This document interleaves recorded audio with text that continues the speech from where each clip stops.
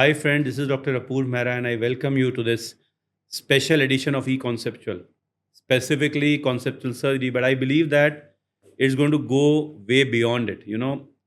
A teacher has an impact on every human being he crosses throughout his life, and a teacher himself is the best student once in life and forever. It's a dream to have good clinicians or become one. It's a dream to become a good teacher.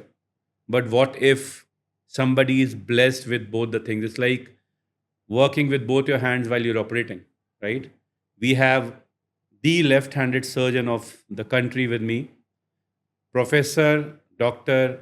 Pawanindra Lal, sir. When we take this name, automatically it transforms into something bigger.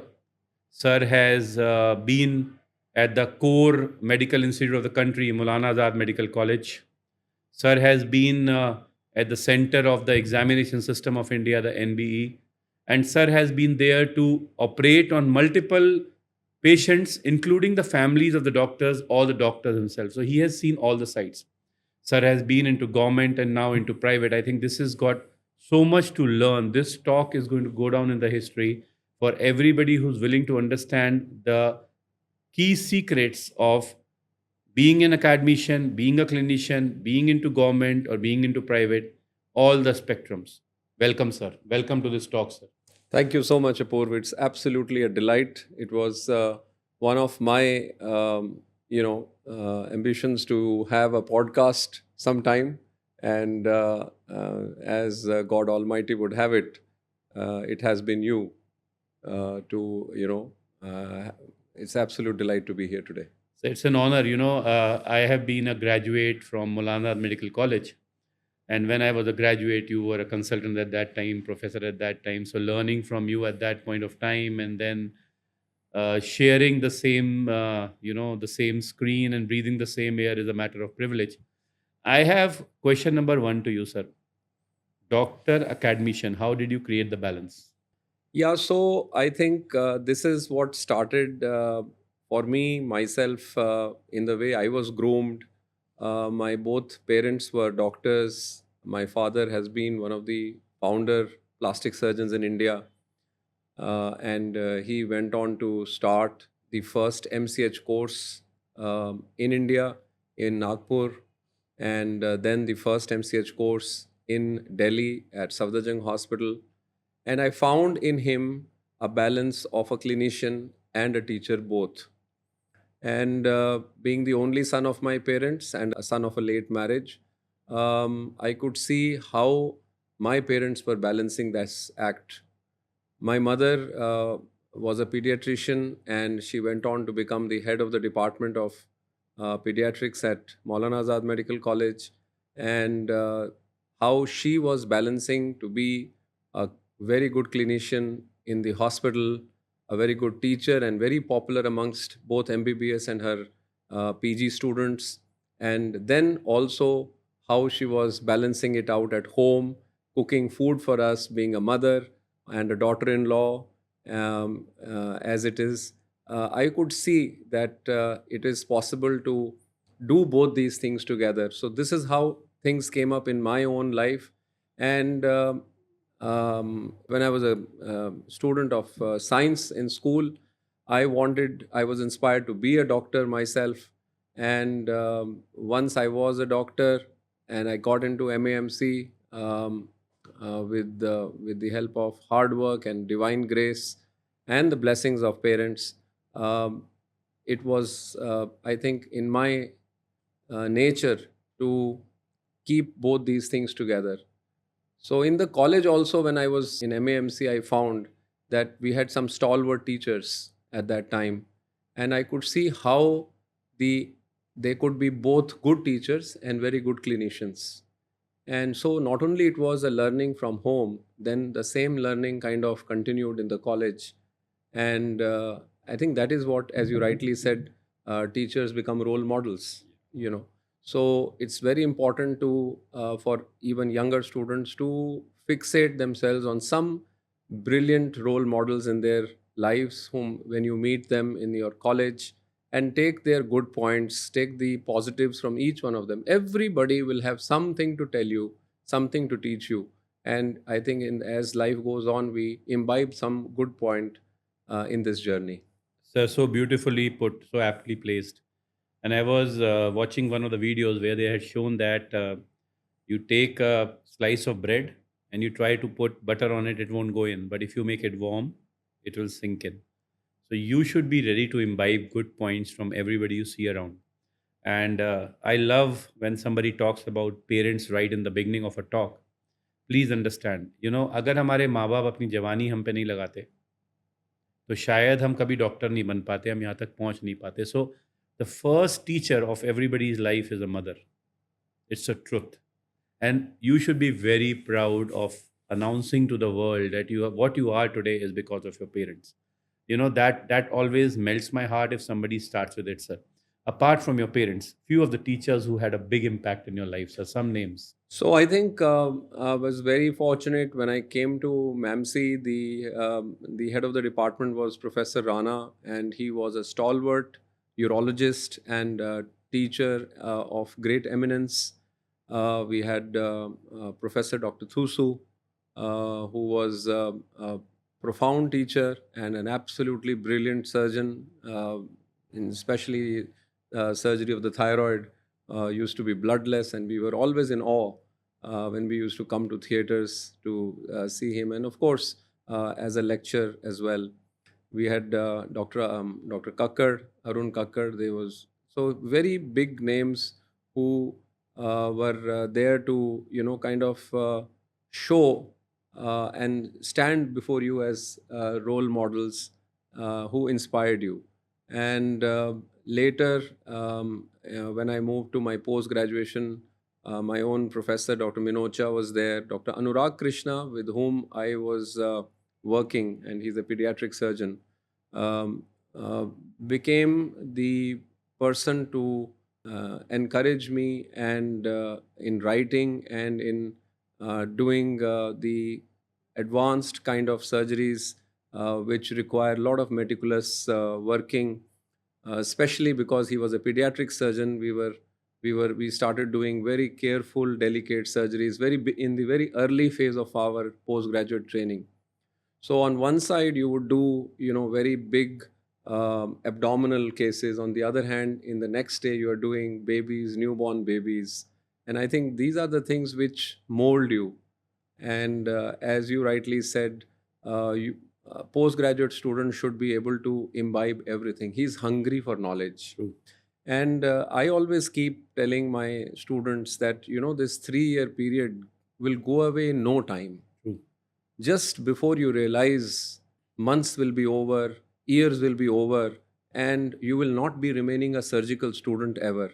So when you are a student, you have the right to speak anything, ask anything, make mistakes, be ready to be criticized for those mistakes, no True. problem.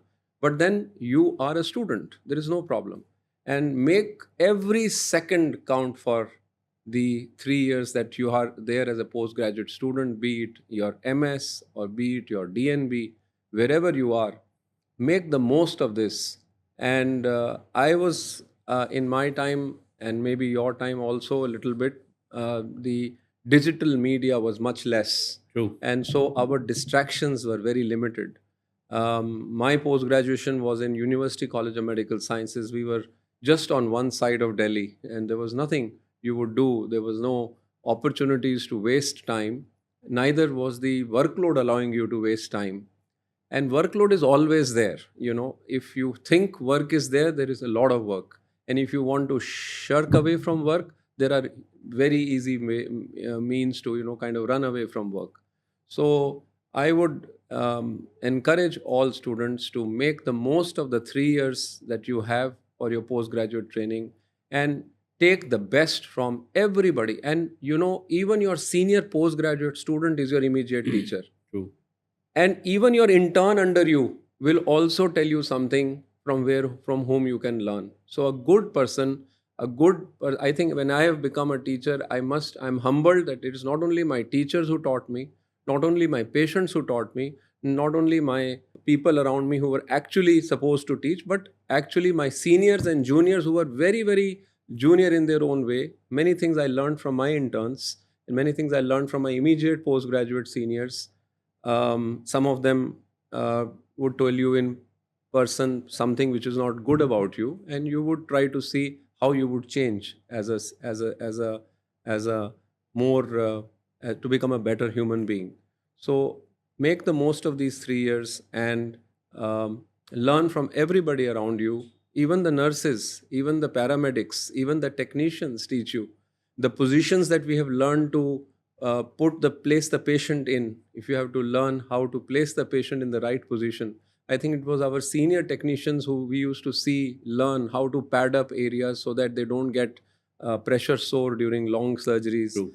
And at that time we didn't have those very complicated DVT pumps and things like that. We didn't have fragmin to kind of prevent DVT. These were the things which our technicians in the OT would teach us. And then at the end of long cases, we would all sit together, have some tea, chai, pakoras like that, and make a very nice team around you. Because although you are doctors and everybody is important. Everybody in the cogwheel is important. Without the nurse, the case can't be done. Without the technician, you can't work. Without the anesthetist, you can't work. And without the person who has to clean the OT, you can't work. Everybody is doing his or her job. So please respect them as well. Dignity of labor is something that I learned very early on, and I continue to maintain that when I grew up, and to take all of these to make it a team. Right when I became a resident, and later on when I left the job as a head of the department, I think one thing that I made sure was that everyone worked like a team. So during work, if you were to say something, reprimand somebody, at the end of it, you would all, kind of hug each other, shake hands, smile, and break it over some tea, coffee, and become, back again. Don't carry the baggage with you to another day.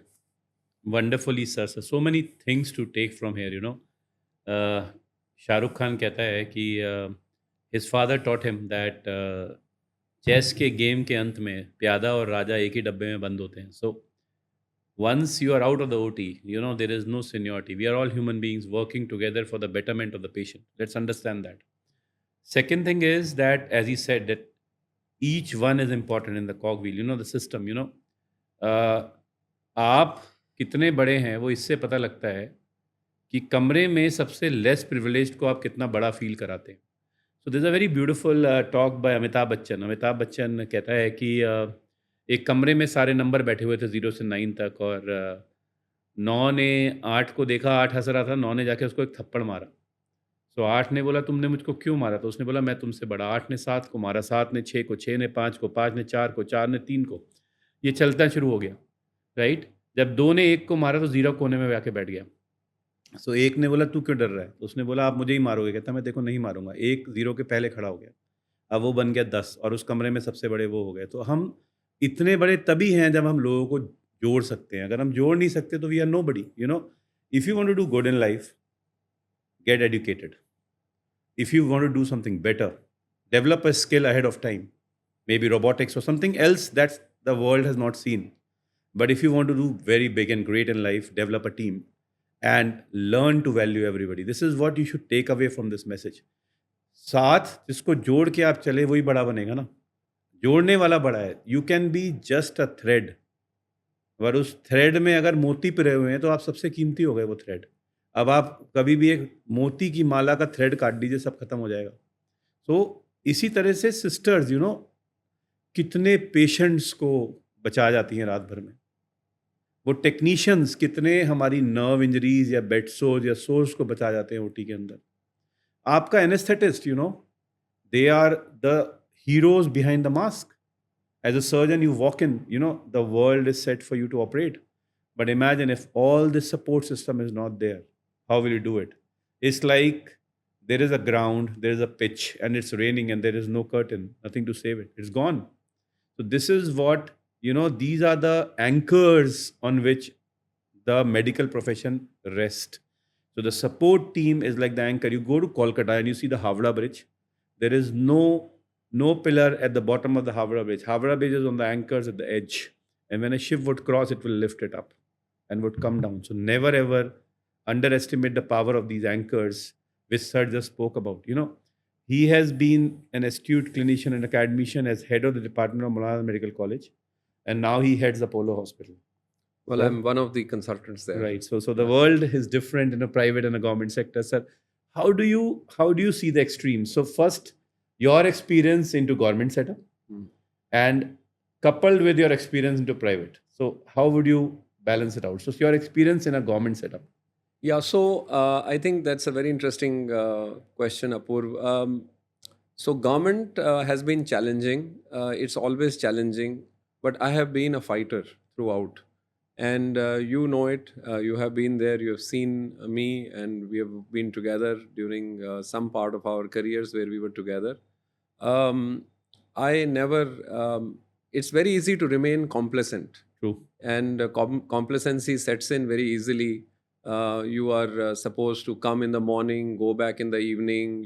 Salary will get credited to you, whatever happens. And sometimes that disappoints because five fingers are not the same. True. And so you find that people who are working, they also get the same. Those who work less, they also get the same. And so, people kind of average out to become, from very very hardworking people to kind of very average people. That's the way the normal tide goes in. But I have been a fighter, and I was always of the opinion that if I am there, I need to make a difference. True. So when I came in, I was very fond of teaching, and I made sure that surgical classes, which are sometimes there was an impression that surgeons will not come. So we ensured that surgery classes are now held regularly, and so that system of teaching came in. And then I was very keen because I was working with the Royal College of Surgeons, and we had these compulsory skills courses. Right. I started the first skills course in 1999 with J&J. They had a skill facility in Kirti Nagar, and we started the basic surgical skills course at that time, where we used to teach basic knot tying, suturing, tendon repair, vascular repair. It's a structured course, which is a 3-day course from the compulsory for everybody who has to do the FRCS exam. We brought it to India, and we tried to do it, but we didn't have a lab. So at that time, Dr. Arun Agarwal was there as the dean, and I took him to Kirti Nagar once, and I told him, Sir, you are coming as the chief guest here. I am here as a faculty, and a lot of our senior faculty members from MAMC were also there. And I said, Sir, why can't we have this skill center in MAMC? And then that was it. He called me to my room and said, would you take the challenge? I said, Sir, yes, I will. And then together with me, myself, Dr. Rakesh Kumar from anesthesia, and Dr. Dhal was there in orthopedics, we developed this skill center, which became the first skill center in the entire country in any government medical college. And then the MCI came in, and we showed this facility, and they said, okay, you have a skill center of this repute, but we don't have skills as a mandatory requirement. So after seeing MAMC Skill Center, it became mandatory by the MCI for every medical college to have a basic skill center. Fantastic. And so this process just went on from starting skill center. Then I was interested in minimal access surgery, so I thought that I need to start that. We started the minimal access surgery division, again one of the first in India. Then started bariatric surgery, one of the first in any government institution in India. And then started the fellowship of the National Board in Minimal Access Surgery, first time ever in any medical institution in a government institute in India. So Apurv, I think what I found was that if you have the desire and you have the fire, the system will provide you. You just need to keep going. And with the help of that, we were able to expand the laparoscopic minimally access surgeries to what they are currently. We started our proposal for the robotic surgery program, and I think the next leadership in the department is going to take it up so that it can now become a reality. So having that experience and having created such a system, I was able to treat all sections of society at MAMC. This is Fantastic. very important. And this is what I need to tell you, that do not think that if it is a government hospital, only the have-nots will come to you. Even your friends will come, your neighbors will come, your batchmates from college will come, your batchmates from school will come, their families will come, if you can provide them the convenience. Will you be able to give them a bed in which you sleep? Will you be able to give them the services which one of the private hospital gives? I was able to provide that. Fantastic. And the other advantage which you know in the system is you have your postgraduates and interns to run around. True. So you can use them. So I was able to cater to the people who were, and these people will give you a projection. These people, if you treat them, they will be able to speak highly about the department Very and true. the institution. So that projects your department in the country. And you obviously you're treating the other people who are walk-in people into the hospital. So with that, I had done whatever maximum I could. I had served the institution for 25 years at one place. I had created many facilities, and one of the last facilities I created was the surgical endoscopy services, both Yes. upper GI and lower GI services. Again, no institution, government institution in a government setup medical college had done that. It is a very expensive undertaking, but it was very essential for not only providing clinical services to the patients, much needed, but also the hands-on required for the postgraduate students and trainees. We have 100 people there. We have got postgraduates, there are 48 postgraduates, and there are 24 senior residents. So there is about 80, 90 residents to be trained. So they also need hands-on work. Faculty is there. And unless the faculty is getting something new, how will you retain the faculty? True. The government will lose its faculty. So having done and reached the epitome, I thought now I had some energy left before I called it a day completely. Let me see and to be of service with my own experience to the corporate sector also. And I think my transition, I find myself as a very smooth transition Right. because I was already partly corporate Yeah. in the manner in which I was working. Fantastic. So what I realize here, sir, that एक इंसान अगर चाहे तो बदलाव ला सकता है, but आपको पक्का होना चाहिए कि आपने करना है. And I think you would have inspired lot of young residents under you to understand the word care in a government setup. Absolutely. Absolutely. Right? Surgical skill is one part, clinical skill is one part, diagnostic skill is one part, right? But what you're doing in the operation theater, majority of the patients will not know. They will know that whether they had pain or not, how they recovered, and most importantly, as you said, beds, the surrounding, the ward care, and the care that was there. So I think you have imbibed this feeling into a lot of young surgeons that once they move out from that experience of being SR-ship or PG that they have done, that they will be able to adjust or acclimatize to the corporate sector. Because there's a cross, otherwise there can be a contrasting difference. Absolutely. In both. So as you rightly said, I mean, people who have trained with me, all residents would know, sisters who have worked with me, and my entire staff in the hospital knows I would come 7 days a week. My rounds would be there on Sunday as well.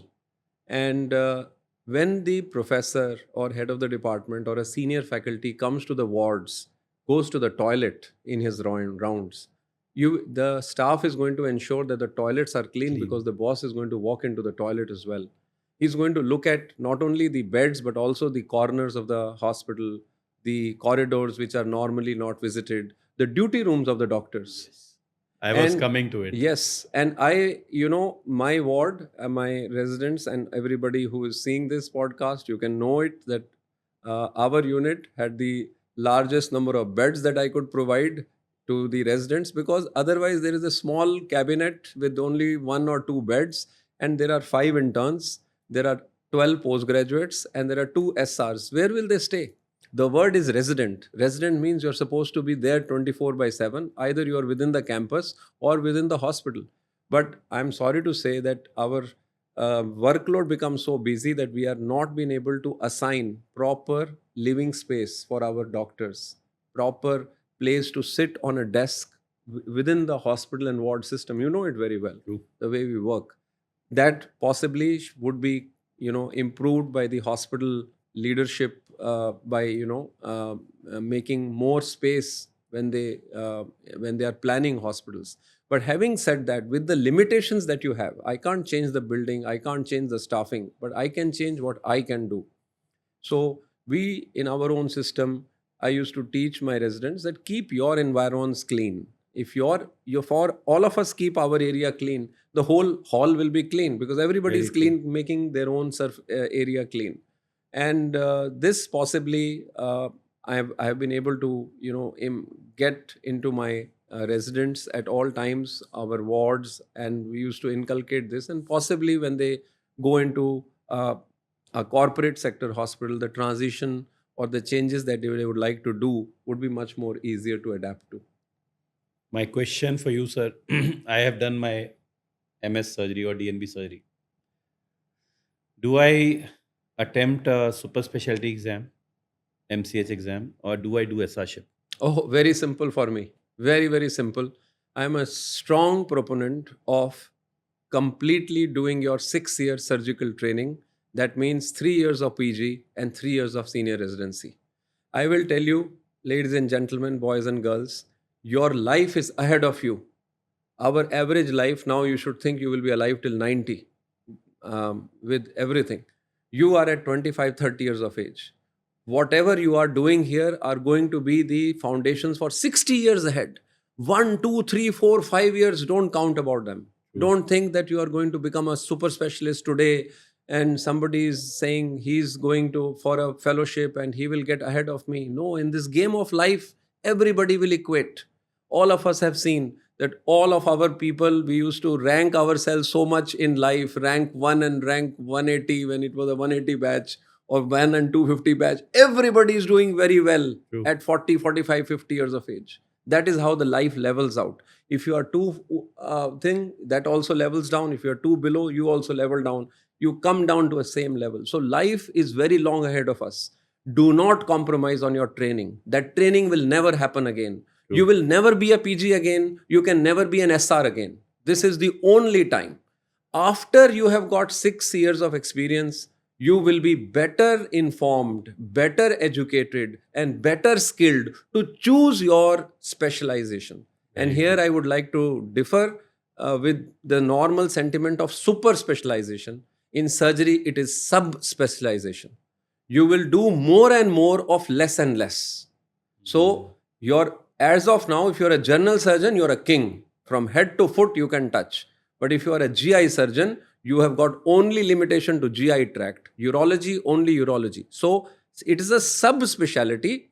It is not super speciality. And when I was in the national board, Apurv, I want to tell you, if my tenure had been, I've had continued for another year or so, I would have changed the NEET SS terminology also. I changed the exam. You know it. I hope you know. Yeah, I know. Till that time, we were allowing only 2 subjects to be chosen by a candidate. And the question that came to my table as an executive director of national board was that some seats in cardiothoracic surgery and neurosurgery are vacant. So when I was convened and the meeting held with Secretary Health and the Minister and the National Medical Commission Chairman, all of us, one of the things I brought about was that, sir, these students are allowed to sit only 2 subjects, whereas he can actually go for 12 subjects. True. After MS surgery. Similarly, for MD medicine, he can choose only 2 and there are 12 DM branches. Why are we taking away the right of a student not to choose other 10 subjects? True. So they said, okay, you prepare a paper. And so with multiple discussions and lot of brainstorming and multiple meetings, we finally were able to change the structure of the exam and the pattern. And now I'm very glad to say that the NEET SS exam opens up to all the eligibility subjects for the basic branches. So I would, again, coming back to your question, there is something that is known as attrition. People not doing MBBS after MBBS course, means not pursuing doctor as a profession and becoming something else, but True. not doing medical care. Right. This is a very important, touchy subject, because if there is a batch and there are 5 people in that batch of 250 who do not do medicine at the end of this, they have wasted the 5 seats. Very valuable ones. Very valuable ones. Somebody very keen has missed it out. An opportunity for life. An opportunity for life. So abroad, they have done a huge brainstorming on to reduce attrition. Because to make a doctor, crores are being spent. By the government. By the government, by the private college. When you know, the private college fees, when you say 1 crore, 1.5 crore, is actually the money spent. Yes. If they average it out, they see the total expenditure, land, revenue, salaries, expenses, and they balance out the other side, and that is how they justify this cost. So without going into the merits of that per point, there is a lot of expenditure on making a doctor. Imagine that we make a surgeon and the surgeon is not doing what he's supposed to do. So the foreign countries, they, like America, you want to follow America. They do not allow you to take medicine after your 12th class. Right. You do your 4-year bachelor's course and then you start your medical career. One of the reasons cited was that you are more mature. A 18-year-old you can push to become a doctor. A 22-year-old, if he says no, it's not possible. Impossible. So a lot of MBBS students who are there listening to this podcast, you would realize that if you had the choice, you may not have chosen it if you were 22, 23 years of age, because it may not have inspired you the kind of thing that you want to do. So coming back to general surgery and whether doing residency, maybe that 3 year of senior residency not only will give you the hands-on experience, you are now the deciding person. You are the chief surgeon outside working hours.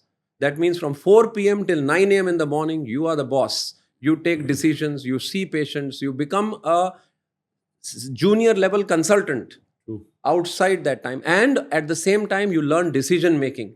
You learn to respect your own decision, operate, not to operate. And you see what is the outcome. You supervise your postgraduates, you assist them, you work with them, you train them, you are becoming a teacher, you are getting groomed. So that 3 year is a wealth of experience. And in medical colleges, you may not know, 1 year of senior residency can become a faculty. In the NMC rules, 1 year of senior residency is required. So if you want I always tell this also, that if you want a central government hospital like AIMS or UPSC jobs, 3 year of senior residency is required for becoming a general surgery faculty. So if you have done the 3 year senior residency, you would not have lost on an opportunity should you want to come back to teaching. True. Because you never did it. But if you have done this is also it has made you more mature. The second point I want to say is that in abroad countries like USA, surgical training is 5 years.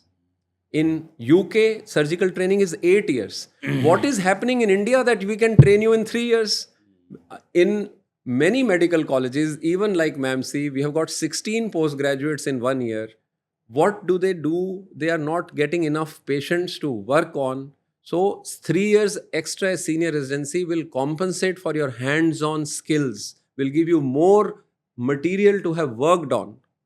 Likewise in orthopedics, I'm sure. Very true, sir. The hands-on for the person is the amount of food in the platter to eat. If 5 people are eating a menu, same menu and 20 people are eating, they will eat less. True. So lesser number. So now with this doubling and tripling of seats, without commensurate increase in the patient bed strength, OT opportunity, your working operative time is reducing. So we are surgeons. We want surgical skills. Mind you, you should have done a hernia. You should not just have seen a hernia. You should have done a hernia. You should have assisted a hernia. You should have assisted complicated hernia and simple hernia, both. You should have done it with your senior resident and you should have done it with your faculty. Where will this happen if you don't spend enough time? So I would say, coming to Apurv, your question, 3 years of senior residency is very important, and you will be able to find out whether you want to be a general surgeon, like minimal access surgery, robotic surgery. In general surgery, you choose, and then you just do a fellowship in bariatric surgery, fellowship in advanced hernia surgery, and you can make your 7th year as your final, and you need not do an MCH. Or you may think, after 3 years, I want to, urology is my calling, GI is my calling, cardiothoracic surgery is my calling, neurosurgery is my calling, pediatric surgery is my calling, plastic surgery is my calling. You may go towards these. So you will become more mature in those 3 years of senior residency to choose your career for 50 years ahead of you. Very true. Remember, don't be in a hurry to finish your studies, and after that, once you are a mature surgeon, at least your learning phase is finished, and then you will keep improving your skills. Of course, as surgeons, doctors, we learn every single day. We study every single day, but at least the active learning will not be there, which is in the formative years. So I think senior residency, Apurv, becomes a formative component of teaching. Yeah. And if the students can utilize that to the best possible availability, wherever you can, it is becoming competitive. Government centers or private high volume centers, you should not miss that opportunity. Right. So you have to understand this question is very commonly asked, ki, sir, surgical branches have got very long learning curve, right? And very commonly asked to us that will we be able to ever earn in that? So you have to understand this concept, there are certain branches where you have a very early relaxation, but then they plateau very early. But Mhm. if you are into a surgical branch, it's an exponential growth. You keep on growing and there's no end. It keeps on taking you up. And that is why the curve is like this. So it's like the curve. The initial period is 6 years here. The sir said 5 years in US and 8 years in UK. So somewhere in between, you have 6 years of residency. That's what he explains to you. So these 6 years, if you spend well, your career will take a shoot like this. But if you do not lay the foundation well, if you look at Burj Khalifa, the tallest building in the world, the first 5 years, they did not work on building it up. They were digging it down. Because if your foundations are not strong, how can you build a big tower on it? It's a very basic thing to happen, right? And that is why it is extremely important to listen to these 7 to 8 minutes where sir has stressed upon the significance that this is about setting your eye in the field and understanding what you're really fond of. Because if you want to be good at something, you need to love it. And if you love it, you'll be good at that. It's very simple. And how will you love it? When you know what you love. And how will you know what you love? When you spend time with it. So when you are doing SR-ship, you have all the spectrums open. And as you evolve, right, somebody might like Euro, somebody might like gastro, somebody might like neuro. So you will have your own fond interest developing into that. And then as you go ahead, you will be able to deliver very quick. So it's like, it's like an exponential gain that you may have, and these 6 years may finally add up to what you want to earn. Money is one thing you earn. But if you're good at clinical science and surgical science, मतलब अगर आप knife से काम कर रहे हैं, right, then it's a very, very big thing. You are going to very well respected because majority of the hospital surgeons have their own space. Sir, you are a left-handed surgeon, right? By nature. The last question to me. What has been your advantage? Because most of the people are right-handed surgeons. So I'll put it in a different way, sir. Yeah. When I operate the right knee first, if my assistant is left-handed, I can do it 7 minutes early. Yeah. Because that falls very natural. The retraction. So has it been of any advantage? So I would say that initially, everybody was very interestingly in the abdomen, the surgeons for various procedures stand on the other side, True. depending on the Yes. hand. So the right-handed surgeons normally stand on the right side of the patient. I was a left-handed surgeon and I was on the left side of the patient naturally. So it was fitting very nicely for me. Yeah. It came natural from Yeah. that way. But very early in my career, Apurv, laparoscopy came in. And I was intrigued by it because I saw that you work here with long sticks, you see on the screen, and with tiny holes you can do the same thing which you were doing by cutting open the whole thing. So it True. was very intriguing at that time, and you're seeing on the screen but doing here, very, very strange thing at that point of time. And now, of course, it becomes very natural. So, all the surgeries which were taught at that time were by right-handed surgeons, laparoscopic surgery. So, I started doing a lot of right-handed work and trained myself to become ambidextrous. That is what I was coming to. So, So- in this world of people who are dominating as right-handed surgeons, a left-handed surgeon will finally be operating with both the hands. Both hands, and then become more superior Yeah. because his left hand is their natural hand and right hand is equal to the right-handed surgeon. So he then becomes and overtakes or tends to overtake because of the advantage of the left hand. Not that it's an interesting combination, because the left-handed surgeons are not many. The left-handed instruments were initially made, but now they are not made for left-handed. And just for your knowledge, what is the difference between a right-handed scissor and a left-handed scissor? Just for your knowledge, the right blade goes over the left blade in all the scissors. The right blade, and there is a screw. So the right blade, you're able to see this on the screen. The right blade will go over the left blade all the time. Be it that way or that way, you will always find the right blade is above. So when the scissors are being cut by the right, the two blades in front of the fulcrum, they will meet each other and cut. The left hand person using this right hand scissor, the fulcrum will go away and the loose blade, not the new scissor, but the old scissor will tend not to cut. That is what, and you should practice this. You So- should practice this, and you will laugh over it. That if you are trying to cut with the left hand, you will not be able to do it. Yeah, so that is one thing. So that is one difference. So if you are asked ever in a viva whether this instrument is a right or a left, just see the blade. If the blade, as you see, if the right blade is above the left blade, this is a right-handed scissor. And the other test is in a needle holder or an artery forceps, the locks that are there on the needle holder, the same thing is there. The lock would be in such a way that they can be opened by the right-handed surgeon, but for the left-handed surgeon, they are the other way around. And if you use the same method, you will not be able to unlock it. So these are some of the challenges which the left-handed surgeons work with, but with practice, you keep learning, because the industry did not find it economical to make left-handed instruments for that very small amount of surgeons who are actually only left-handed. So it's best to become ambidextrous. So, but at Vidya Jeevan, our offline center at Greater Noida, we do have the chairs with support on the left side for you to write. Keeping in mind, that the surgeons or the doctors, when they are doing this favorite work of their writing, they will require a support on the left side. And this is so many things to learn from this video, how the limitations are cracked, and how when you're trying to break the norms of the system to improve the patient care, the dots will join back to develop your career into something better. When I started my residency, I was told to start brushing my teeth with left hand.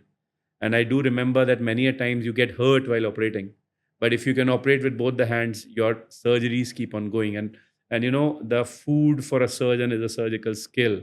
Do not shy away from spending more years into it. And getting specialized will always take its due course. Don't hurry onto it, because good things take time. But once they are consolidated, they will always yield very beautiful results. Some of the chart questions, sir. Your favorite academic book? Favorite academic book still remains Bailey and Love. All right. So Bailey has love and love has Bailey. So the love has not gone away. Your favorite non-academic book or something that you love to read? I'm fond of, I read newspapers. I love to read newspaper because of its variety that it gives, especially some of the editorials. Your favorite place in the world? My own state, Himachal Pradesh. Okay, so that answers the favorite place in India as well. And the food that melts your heart. What do you love to eat the most? Oh, that's a difficult one. Loads of them, but maybe one of the well-made biryanis. Yeah, so the problem with Mulanians is that they stay in center of Delhi and they are very close to Daryaganj, and they are very close to Connaught Place and India Gate, and these are eating hubs of the world and the country. So it is very difficult to choose an item that, but sir has chosen very wisely one of the food items which will go down the entire nation. And it was a lovely talk, sir, and it was a privilege to have you. Thank you very much. Absolute delight, Apurv, to be in your studio Thank you. this Thank you very much. evening.